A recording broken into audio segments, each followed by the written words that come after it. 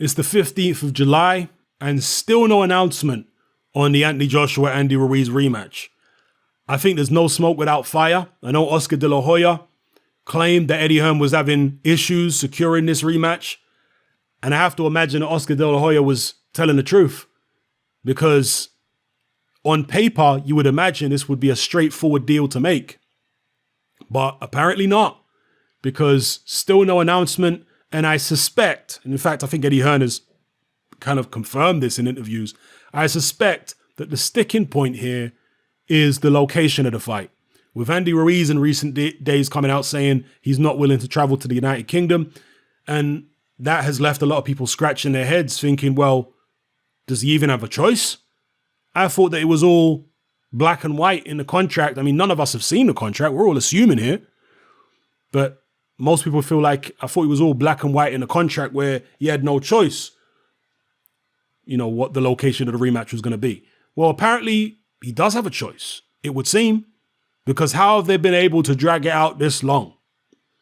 Because Eddie Hearn's narrowed it down to either MSG or Cardiff, and they're still unable to announce the fight and sort the deal out. So it would appear, as an outsider looking in, making lots of assumptions, it would appear as though Team Ruiz, which includes Al Heyman, may have found certain loopholes in the contract that they are trying to exploit. Yeah? And I can't blame them for doing so. I can only blame Team AJ and Team Matchroom for not making that contract watertight, for not crossing all the T's and dotting all the I's. Anyway, the main focus of this video will be Tony Bellew and his opinion on the Anthony Joshua-Andy Ruiz rematch. And you know, opinions are very, very split on this particular fight, even among the British boxing fraternity. Tony Bellew, who has been a long-time friend and fan of Anthony Joshua, let's be real, he believes that Anthony Joshua will win the rematch, that he underestimated Ruiz first time around. Tony Bellew in recent times has come out and said that Tyson Fury is now the #1 heavyweight. But interestingly, in an interview he did, I think it was with IFL the other day, he said if AJ wins the Ruiz rematch, he's #1 heavyweight again. So, I mean, how are people judging who the #1 heavyweight is? What is the criteria? You know? You see, I don't really like to, at this stage of the game, start declaring AJ or Fury or Wilder or Ruiz or whoever as the #1 heavyweight. I don't really like to start doing that because, again, how are you measuring that? They haven't all fought each other. AJ ain't fought Wilder. Ruiz ain't fought Wilder. AJ ain't fought Fury. Ruiz ain't fought Fury. Wilder ain't fought, Ruiz. There are so many matchups between the top heavyweights that haven't happened. But here we are saying so-and-so heavyweight's #1. To me, it's a little premature. Yeah, because the heavyweight division is notoriously unpredictable. It's a little premature to be saying, this guy's #1 and that's it. How are you measuring this? By who has the most number of belts? By what? Just by your perception of who has the most ability? At the end of the day, your perception is irrelevant. The only thing that matters in boxing is results in the ring. That's all that matters. So, same goes for Tony Bellew's opinion on it. I mean, who he thinks is #1. I mean, because again, think about it. He's saying Tyson Fury's #1 now, but if AJ beats Ruiz in the rematch, AJ's #1 again. I mean, how does that make sense? It don't make sense to me. It's all just down to his perception. Anyway, I'm going to quote Tony Bellew directly here. He says, he says, first of all, I don't think AJ underestimated Ruiz. So excuse me, I misread what Tony Bellew said earlier, because I said he said that AJ did underestimate Ruiz. Apologies for that. Tony Bellew actually said, I don't think AJ underestimated Ruiz in that first fight in any way, shape or form. I know for a fact he trained very hard. He had a very good camp. Well, everybody misses that AJ went into that fight with no fear factor. He thought Andy Ruiz is a good fighter, but he's not a man that can hurt me. He misjudged that. When that happens to you, you can't change that. I've gone into fights thinking somebody couldn't hurt me. And when I was hurt, you don't recover. It is unbelievable what happens to you. That's what happened to AJ. He went in, dropped Ruiz in the third round, went in for the kill, far too eager, far too green, with no regard for his defense, got tagged, and he never recovered. The rematch will be very different. For the first time, he will go into a fight knowing his career is on the line, and that if he loses again, it will be over. I think he'll approach it with the attitude and tactics in which he approached that Parker fight, with caution, using his jab, height, and reach, and he'll be sharp. There will be no lazy jabs, no giving opportunities, and he will give Ruiz's power the respect it deserves.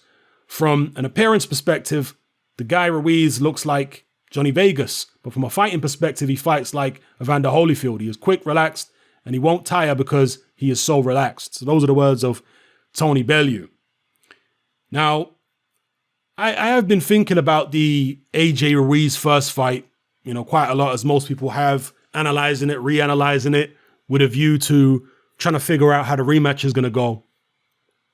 And we do have to remember that AJ did land all the good shots prior to dropping Ruiz in the third round. I know Ruiz was having success with his jab, and there were definitely warning signs prior to that third round for AJ in the fight. No question about it. Ruiz was doing some nice technical things. I mean, when AJ was pulling at Ruiz with his left hand, Ruiz was actually punching AJ's hand away. If some of you noticed that with his left, he was punching AJ's hand away, actually punching AJ on the wrist, which can hurt when a guy's constantly hitting you there. So he was doing some nice technical things, landing some nice jabs, getting in nice positions to set up his very fast counters that he likes to throw. His footwork was good, and he was rolling fairly well at times. Although, as I say, he was getting caught with some nice shots too. AJ landed several hooks, and I think the lead hook from AJ, will be the best weapon that he has other than the jab going into the Ruiz rematch. Because as I explained in my analysis video, which I uploaded to Daily Motion, the hook, the up front left hook at long range that AJ throws, is a shot which is more difficult for a fighter to see because it can come from outside your field of vision. And it's also a safer shot a lot of the time for AJ to throw against Ruiz because, for one, it does come outside of Ruiz's field of vision. And for two, you don't need to rotate. The way AJ throws it, you don't need to rotate your shoulders so much, so you won't be so square up when you throw it. And again, I'm talking about him throwing the left hook from long range. And he landed that left hook from long range several times in the first couple rounds. A very effective punch. And Ruiz's counters, after he got hit with a big left hook, fell short. The left hook that he dropped Ruiz with, that wasn't a long left hook. That was a short left hook that was part of a combination. The finishing punch in a combination. The left hook I'm talking about were the left hooks he landed prior to that, which were at long range. He was able to land a left hook at long range. Ruiz's counters fell short. AJ was able to move away and, get back on the jab. That punch is safer to throw than the right hand. Because when you throw the right hand, you have to rotate your hips, you square up, and Ruiz is able to get close to you in their moments and get his own counters off. But if you throw the left hook from long range, you have to pick your spots, man. You can't just throw it anytime. You have to pick your spots. But he was picking his spots with it pretty well in the first couple rounds. If he does that in the rematch, I think he can have success with that punch, And it's a very skillful punch to land, the lead left hook at long range. It's not a punch that a lot of top-level fighters land on a consistent basis, but it is a shot that AJ was using pretty well against Ruiz, and he's used it well since his amateur days, truth be told. He's always had a nice left hook. But when he's hooking off the jab, yeah, it's a good weapon. It's something we didn't see in the Joseph Parker fight. Joseph Parker, it has to be said, has got faster feet than somebody like an Andy Ruiz. Yeah, hand speed is close between the pair of them, but Parker certainly has faster feet, so he was able to get away from Anthony Joshua's long-range shots far better than Andy Ruiz is going to be able to. But it all depends on how ambitious AJ is going to be, how nervous or how confident he is in the rematch. An example of this would be Lennox Lewis, when he fought the rematch with Oliver McCall, was a bag of nerves. He was almost a nervous wreck when he fought Oliver McCall in the rematch. He was desperately concerned about what was coming back at him. Whereas Lennox Lewis, several years later in the Hasim Ratman rematch, was a much more confident fighter, even though Ratman had ironed him out in their previous fight just a few months earlier. Going into the Ratman rematch, Lewis was supremely confident. He didn't fight gun shy at all, and he let his hands go in that rematch and ironed Ratman out in the fourth round, because obviously Ratman had taken him out in the fifth in South Africa several months earlier. So if AJ is more similar to Lennox Lewis in the Rackman fight rather than Lennox Lewis in the Oliver McCall fight. And I'm not talking about, stylistically, I'm talking about from a mindset point of view. Then I think he might really redeem himself in the Andy Ruiz rematch if he goes in there with confidence. Not overconfidence, not complacency, but confidence that he really is the better fighter. If he goes in there with that kind of mindset, then he might redeem himself in the eyes of many by putting on a display where he not just beats Andy Ruiz, but beats him up. Because if he beats him up and maybe even stops him, beats him on a wide decision or stops him, people are going to look at the first fight and say, AJ did underestimate him. Never mind what they're all saying. Never mind AJ trying all this humble business. Judging by the performances in both fights, AJ just underestimated him. And, he was a bit of an anomaly. Again, moving forward, people are still going to be questioning AJ's punch resistance, maybe even his stamina. But from a skill point of view, I think he'll win a lot of respect back if he's able to go in there and actually beat Andy Ruiz up. If he goes in there and just moves around, stinks the place out, kind of like he did against Joseph Parker, boxes real negative, I don't think he's going to win that much respect back from the wider boxing public. Maybe not even from a lot of his own fans who are kind of disillusioned with him following the Ruiz loss. Yeah, a lot of the casual fans.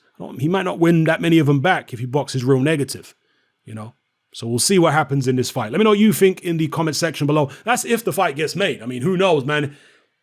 Boxing is a funny old game.